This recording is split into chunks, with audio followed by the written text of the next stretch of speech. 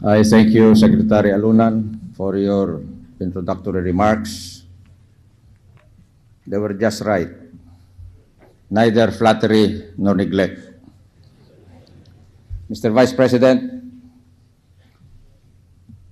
Commissioner Enriquez, Chief PNP Imperial, the distinguished members of the Senate and of the House and of the Judiciary, the heads of local government, the enforcers of law and order, and the protectors of our internal security and peace and order,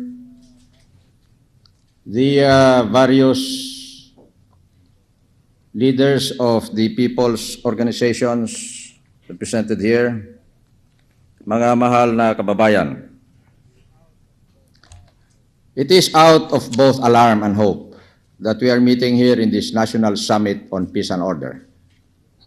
In an outcry of indignation and impatience, and in the hope that when the issues of criminality and of peace and order are addressed, the attainment of our goal will be at hand. I greet the luminaries from all three branches of our tripartite political system and from the five pillars of the criminal justice system, here assembled in a unique and unprecedented summit. In calling this National Summit on Law and Order, I have been impelled by the conviction, more recently expressed anew at the second anniversary celebration of the Philippine National Police earlier this month, that law and order is not just a major indication of political stability, but more a precondition to our national development.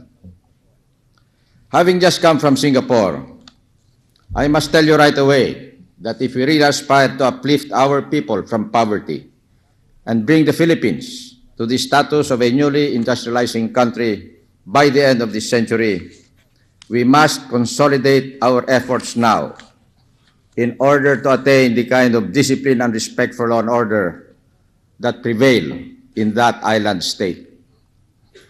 You have all heard me take issue with Senior Minister Lee Kuan Yew, whose proposition is that to get out of our difficulties at this time, we need more discipline and less democracy.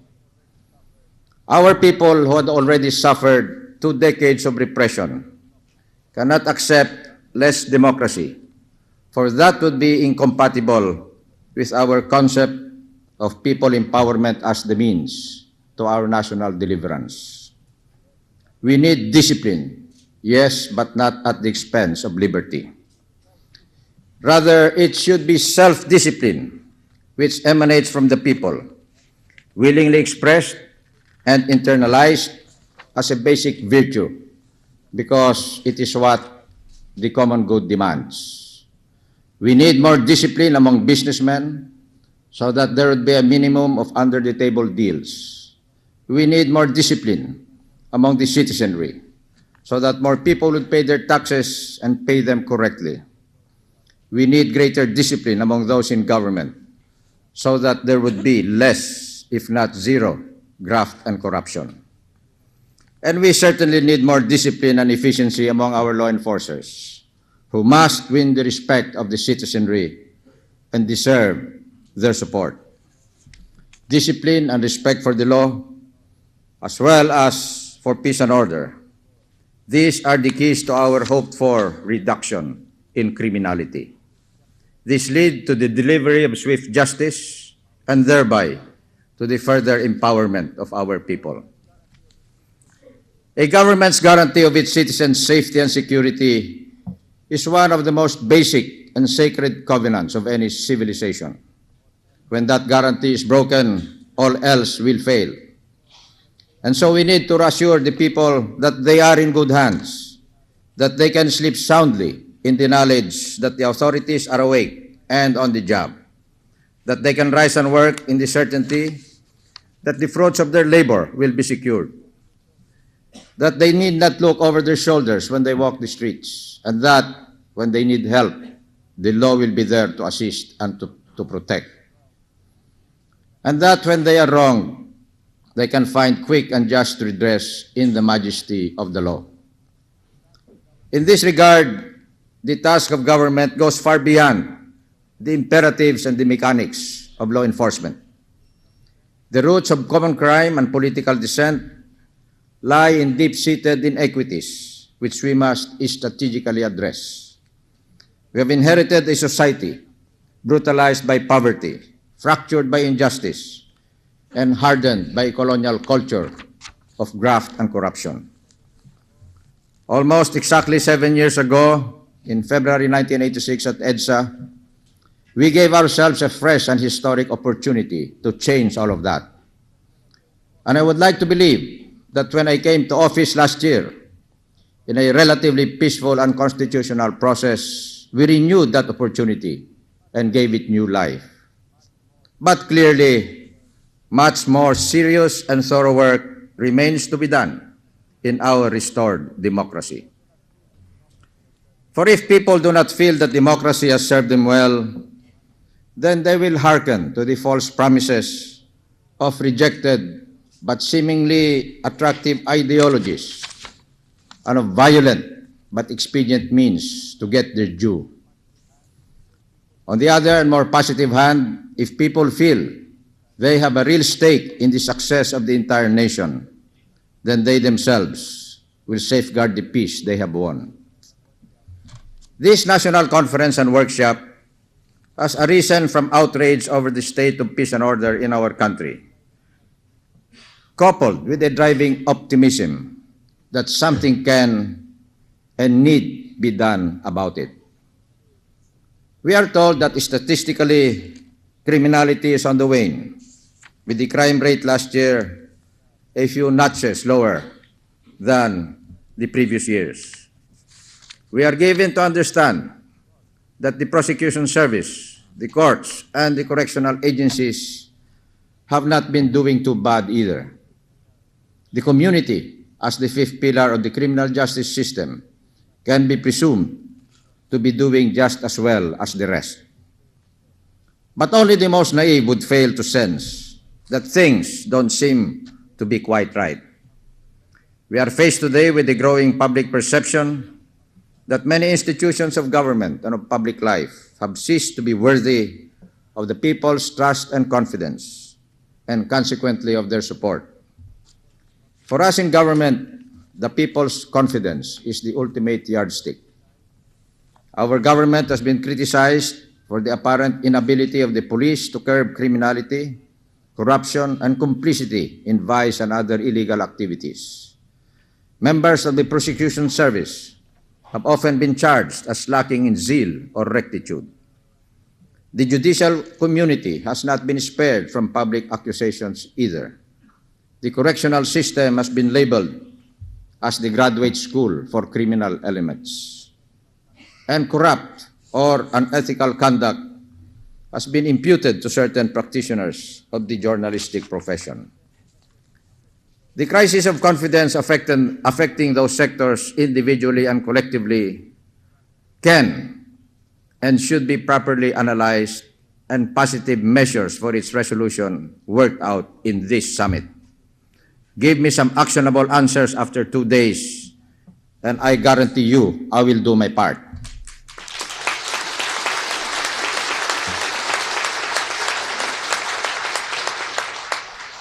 The prevention and suppression of crime and the safeguarding of public safety does not rely merely on the proper functioning of the individual or sectoral pillars of the criminal justice system, but on several interconnected processes. A bad link can certainly be the undoing of the entire chain. In bringing together the most knowledgeable minds who are with us today, we focus the components of the criminal justice system into a more coherent and more powerful force.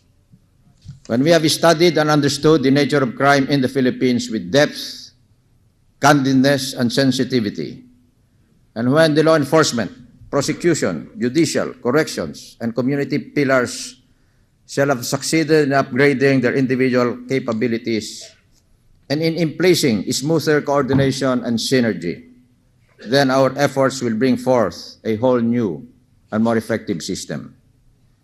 The greater involvement of the community is another imperative of effective social defense in the local setting. The community in this context refers to the elements that have to be mobilized and energized to help the authorities in effectively addressing the law and order concerns of the local citizenry. These include citizen crime watch groups, drug abuse foundations, civic and community leaders tapped for service in peace and order councils, environmental protection groups, people's monitoring councils against graft and corruption, people's law enforcement board, and barangay justice bodies and barangay tanods. They also include formally organized non-government organizations, the academic community, and the religious establishment, the business sector, and the mass media. Even the lonely individual who falls victim or is a witness to a crime. They all have a stake and a role to play in the management and control of the crime situation in our country. Pillar for pillar, the community is allotted the most time in our coming discussions. This is an acknowledgement of the growing awareness of the need to hear and expect more from the private sector, whose empowerment and maximum involvement in the nation's governance is the centerpiece of my administration. We all aspire to move from a crime-prone society to the status of a newly industrializing country and a more disciplined citizenry. But for this to be achieved, the community and the other pillars of the criminal justice system will do well to exert their best and in pulling together, excel even themselves. In seeking to bring about the effective reduction of criminality, we must honestly address the current situation, issues and problems affecting the criminal justice system. This conference must be like a family council where both our strengths and weaknesses, our brightest hopes and our darkest doubts, our hurts and grievances certainly need to be shared and firmly addressed. I would therefore encourage you to make known to all who had wanted to be heard but had been hesitant to say it in this conference. This leveling with each other is vital to the attainment of the conference objectives. I would like to see this National Summit on Peace and Order open to new ideas from diverse viewpoints. In the search for what we seek, including a better understanding of ourselves, we have to throw open the doors of our house and the windows of our minds. But all of this will in turn depend on the insurance of our people's and nation's fundamental security. The theme of this summit, Peace and Order through Unity, Solidarity, and Teamwork, expresses our most urgent need in that respect. We need to get our act together. By we, and let me amplify on the definition of Secretary Alunan, by we, I include all those sectors of our society engaged in the law and its enforcement, its administration, and its enactment. For law unequally and poorly enforced is worse than no law at all. It will only serve to exacerbate injustice and disorder in the impression that laws are applied to some, by some, but not to all, by all. An aggrieved Filipino in Borongan or Tuguegarao should be able to expect the same kind of justice as an aggrieved Filipino in Forest Park or Green Hills. Our police, our military, our judiciary, and our correctional system should ensure that they work in harmony toward the same just ends. And if we are to promote the ideals of fairness, honesty, discipline, and efficiency among our people, we must set the examples ourselves. In this, there can be no exception. The law enforcer, before and above all, must observe the law And he must recognize that far from being a one-man army, he works in tandem with many peers, and that if others slacken or fail, that is no excuse for him to do likewise. And if he should fail from weakness of resolve, then he can expect to be dismissed and be replaced by others of superior caliber. Over the past several months, we have made radical but necessary moves to rid the ranks of our law enforcers of the corrupt and the ineffectual. We will not ease up on this campaign. There is no shortage of good men and women in this country to replace the disappointing few. My friends, we marched at EDSA and victoriously stood our ground in the looming phase of catastrophic annihilation. We did so in the conviction that our peace and our personal safety, no matter how valuable, could not be more precious than the freedom we had lost. We refused to be contented with the silent peace of the enslaved and the worthless safety of the enchained. We gambled and we won. But we did not win that cause merely to surrender its rewards to another tyranny, which is the tyranny of crime. This nation cannot and will not be held hostage by evil and by fear. There is too much at stake for ourselves and for our children. And we can truly say that we have regained our freedom only when that freedom is attended by a just, enduring, and productive peace. This must be a peace ordinary Filipinos can take for granted, but which you and I, as leaders, cannot. You and I must work so that the nation can sleep and dream in the strong but gentle curve of each father's arm. The nation's trust and respect and our own sense of fulfillment will be more than fair reward. Thank you. May you have a productive summit. Mabuhay ang Pilipinas.